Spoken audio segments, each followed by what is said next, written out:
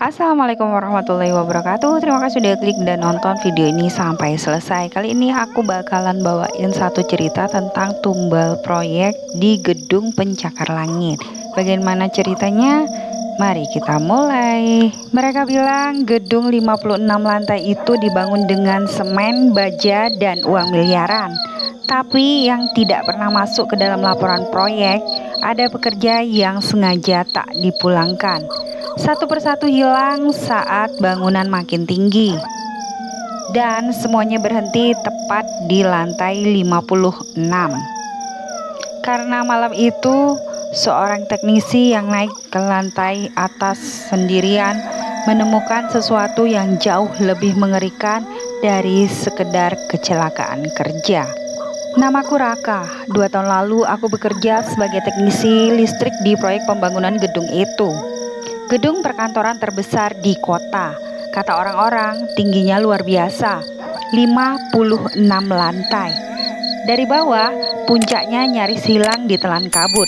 Kalau malam, kerangka gedung itu terlihat seperti raksasa hitam yang berdiri diam menatap seluruh kota. Awalnya, aku nggak percaya hal-hal mistis.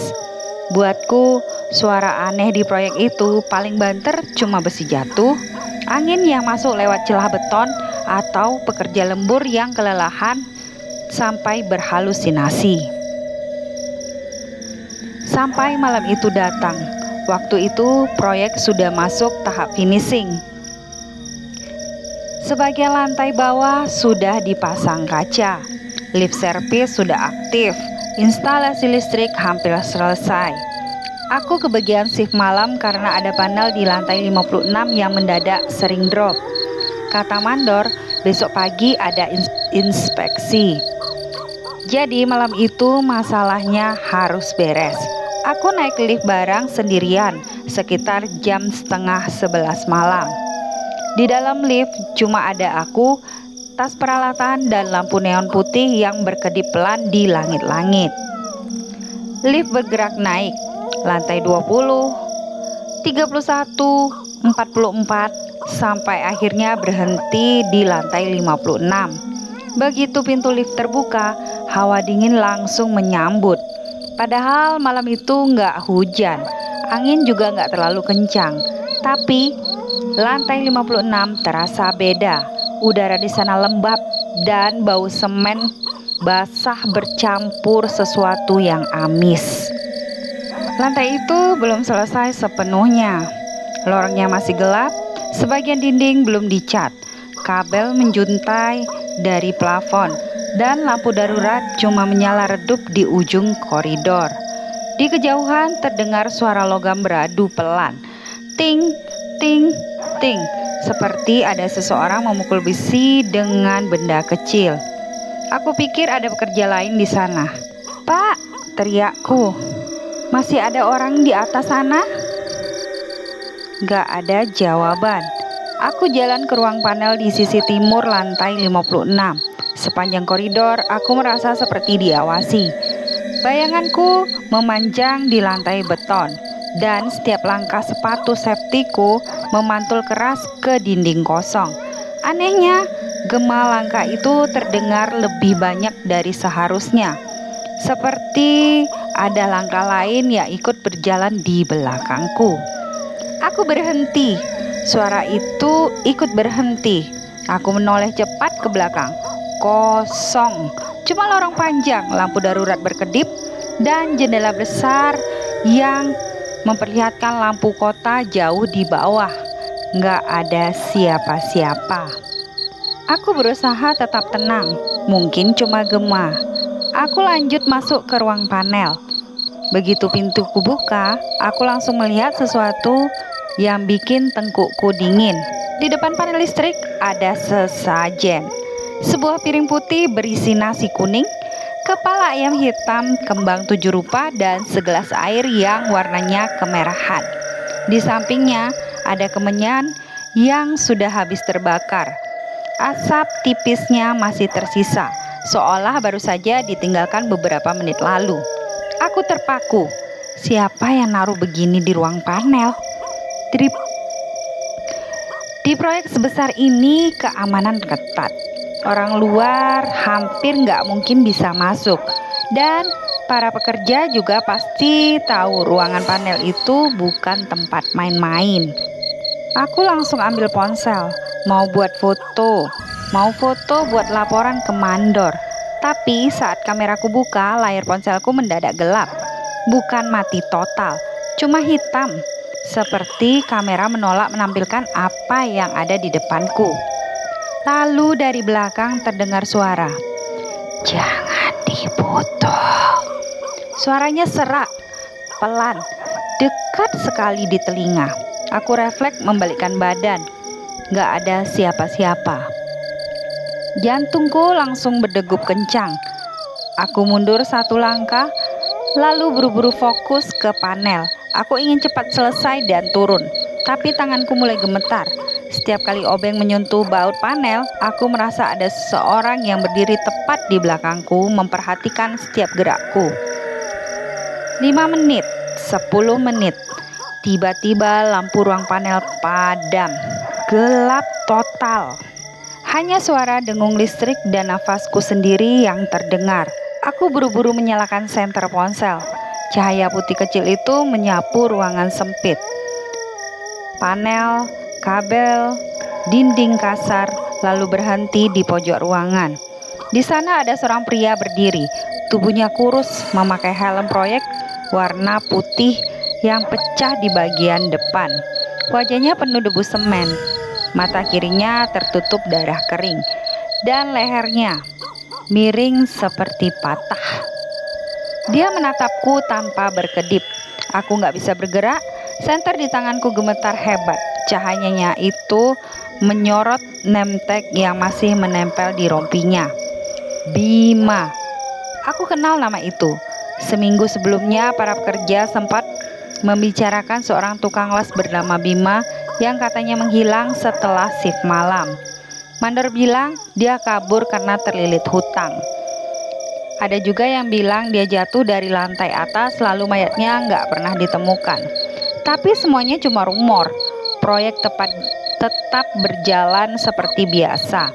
Nggak ada pencarian besar, nggak ada berita. Dan sekarang dia berdiri di depanku. Mulut Bima bergerak pelan, bibirnya pecah. Dari sela-selanya keluar suara seperti berasal dari tenggorokan penuh darah. Masih kurang 1. Aku langsung lari keluar ruangan panel. Aku gak peduli tas peralatanku tertinggal. Aku lari secepat mungkin menyusuri koridor menuju lift. Suara langkahku menggema liar.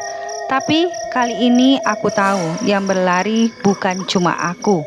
Di belakangku terdengar langkah lain.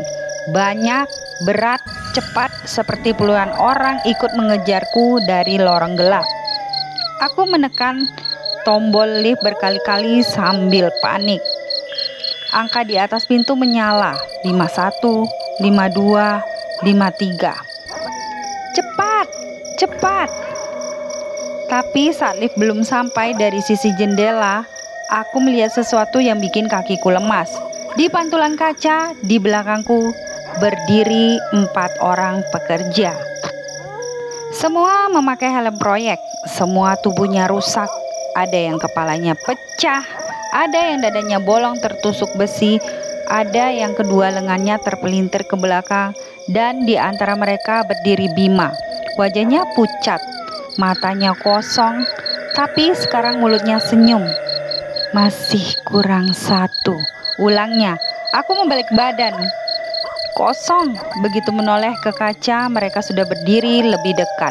Jaraknya cuma beberapa langkah. Lift terbuka. Aku masuk dan menekan tombol lantai dasar. Pintu lift menutup perlahan. Tapi sebelum benar-benar rapat, sebuah tangan hitam penuh semen menahan pintu dari luar. Jemarinya panjang, kukunya pecah, dan kulitnya seperti melepuh terbakar. Pintu lift bergetar keras. Aku menjerit dan menekan tombol tutup berulang kali. Akhirnya tangan itu lepas dan pintu menutup. Lift turun cepat, tapi baru sampai lantai 48, lift mendadak berhenti sendiri. Lampunya padam, lalu speaker lift yang rusak sejak lama tiba-tiba menyala. Terdengar suara seorang pria tua, berat dan parau. "Satu nyawa untuk tiap 12 lantai. Pondasi harus diberi makan. Kalau tidak, gedungnya runtuh." Aku membeku di sudut lift. Suara itu lanjut bicara pelan, seperti sedang membaca aturan yang sudah dihafalnya bertahun-tahun. "Di lantai 12 sudah dibayar. Lantai 24 sudah dibayar. Lantai 36 sudah dibayar. Lantai 48 sudah dibayar." Suara itu berhenti beberapa detik, lalu terdengar bisikan tepat di atas kepalaku. "Tinggal lantai 56. Saat itu juga lift bergerak lagi, tapi bukan turun, melainkan naik. Angkanya digital melonjak cepat. 49, 50, 51, 52, 53, 54, 55. Aku menjerit sambil memukul tombol apa saja. "Pintunya jangan buka. Pintu jangan buka. Tolong jangan buka." Tapi lift tetap berhenti di lantai 56. Pintunya terbuka pelan. Di luar koridor yang tadi kosong sekarang penuh orang. Puluhan pekerja berdiri diam berjajar di kanan dan kiri lorong. Semua memakai seragam proyek lusuh, helm retak, rompi penuh darah. Tubuh hancur seperti korban kecelakaan kerja. Ada yang wajahnya gepeng, ada yang kakinya putus, ada yang perutnya sob. Mereka semua menunduk, diam, gak bergerak. Dan di ujung lorong berdiri seorang laki-laki tua berjubah hitam, membawa mangkuk tanah liat berisi air merah. Wajahnya keriput, matanya cekung, dan bibirnya komat kamit membaca sesuatu yang gak bisa kupahami. Di sampingnya, mandorku berdiri. Ya, mandorku sendiri. Mandor yang selama ini menyuruh kami lembur. Mandor yang bilang Bima kabur. Mandor yang tiap kecelakaan selalu cepat menutup lokasi dan menyuruh semua orang diam. Dia menatapku tanpa rasa bersalah sedikit pun. "Maafkah," katanya datar. "Gedung setinggi ini nggak bisa berdiri kalau cuma pakai semen dan besi." Darahku seperti berhenti mengalir. "Apa maksud Bapak?" Mandor itu tersenyum tipis. "Setiap lantai tertentu harus dibayar supaya proyek lancar, supaya nggak ada keren jatuh, nggak ada fondasi amblas, nggak ada investor kabur. Dari awal sudah ada perhitungannya. Dan untuk puncak gedung," dia menatap angka 56 di dinding, "butuh satu orang yang masih hidup." Aku mundur, tapi dua sosok pekerja tiba-tiba muncul di belakangku. Tangan mereka dingin seperti besi basah. Mereka mencengkram pundakku kuat-kuat. Aku meronta, berteriak, tapi suara mereka yang lain mulai bergumam bersamaan. Lirih, serak seperti doa kematian. Lelaki tua berjubah hitam berjalan mendekat sambil membawa mangkuk itu.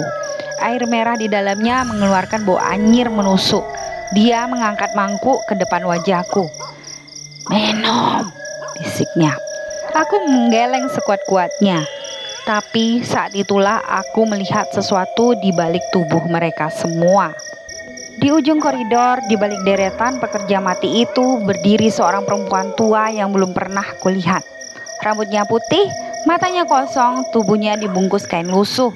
Dia cuma menatapku, lalu mengangkat satu jari ke bibirnya, memberi isyarat agar aku diam. Aneh, tapi entah kenapa aku menurut. Saat lelaki tua itu semakin dekat, perempuan misterius itu menunjuk ke sisi lorong ke arah jendela besar yang terbuka sedikit. Angin malam masuk dari sana. Jauh di bawah, lampu kota berkilau seperti lautan. Aku sadar satu hal, kalau aku tetap di situ, aku mati. Kalau aku lari ke jendela, mungkin aku juga mati. Tapi setidaknya bukan dengan cara mereka. Begitu pegangan di pundakku sedikit longgar, aku menghentakkan tubuhku sekuat tenaga. Aku berhasil lepas dari satu cengkraman, lalu menubruk lelaki tua berjubah hitam sampai mangkuk di tangannya jatuh dan pecah.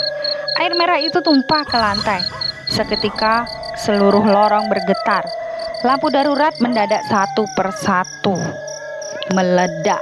Jeritan memenuhi lantai 56. Jeritan puluhan suara sekaligus. Aku lari ke arah tangga darurat, bukan ke jendela. Dari belakang terdengar mandor berteriak marah. Lalu suara langkah puluhan orang mengejarku menuruni tangga. Aku melompat 3-4 anak tangga sekaligus. Jatuh, bangkit lagi. Lari lagi sampai akhirnya tubuhku menyeruduk pintu lantai 43 yang kebetulan gak terkunci. Di sana ada beberapa pekerja finishing yang sedang lembur. Mereka kaget melihatku penuh keringat, wajah pucat dan kaki berdarah. Aku cuma bisa terengah-engah sambil menunjuk ke arah tangga. Tapi saat mereka memeriksa ke atas nggak ada siapa-siapa. Kosong. Malam itu proyek langsung dihentikan sementara karena aku ngamuk. Sejak malam itu aku nggak pernah mau lagi naik ke gedung tinggi yang masih setengah jadi. Karena aku tahu kadang yang membuat sebuah bangunan berdiri bukan cuma beton, baja, dan uang, tapi juga sesuatu yang sengaja dikorbankan lalu disembunyikan rapat-rapat di balik dindingnya. Dan kalau memang benar setiap proyek besar punya harga yang harus dibayar, maka pertanyaannya sekarang cuma satu. Berapa nyawa yang sudah dikubur dalam gedung-gedung yang kita lihat berdiri megah hari ini? Kalau kalian suka cerita horor seperti ini, tulis pendapat kalian di kolom komentar. Dan kalau kalian pernah dengar kisah serupa tentang proyek rumah sakit, hotel, atau gedung kosong di kota kalian, tulis juga di bawah. Jangan lupa subscribe, karena setelah ini kita akan masuk ke cerita yang lebih gelap dan mungkin lebih dekat dari tempat tinggal kalian. Selamat malam dan hati-hati. Terima kasih sudah menonton dan sampai jumpa. Assalamualaikum warahmatullahi wabarakatuh.